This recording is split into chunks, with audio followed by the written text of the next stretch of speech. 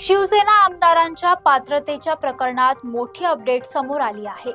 शिंदे गटाच्या आमदारांना अपात्र ठरवण्यास विधानसभा अध्यक्षांनी नकार दिल्याच्या निर्णयाला ठाकरे गटाने आव्हान दिलं आहे। या याचिकेवर सर्वोच्च न्यायालयात थोड्याच वेळात पुन्हा सुनावणी सुरू होणार आहे। महाराष्ट्राच्या राजकारणाशी संबंधित महत्त्वाच्या प्रकरणावर सर्वोच्च न्यायालयात पुन्हा सुनावणी होणार आहे। संविधानाच्या 10व्या अनुसूची अंतर्गत एकनाथ शिंदे यांच्या शिवसेनेच्या आमदारांना अपात्र ठरवण्यास महाराष्ट्र विधानसभा अध्यक्षांनी नकार दिला होता।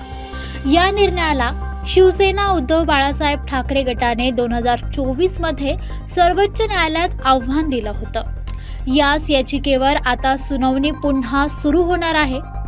सरन्यायाधीश सूर्यकांत, न्यायमूर्ती जयमाल्य बागची आणि न्यायमूर्ती व्ही मोहना यांच्या खंडपीठासमोर ही सुनावणी होणार आहे।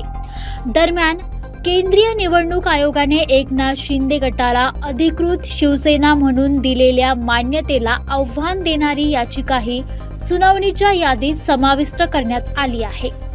त्यामुळे आजच्या सुनावणीकडे महाराष्ट्राच्या राजकीय वर्तुळाचं लक्ष लागलं आहे।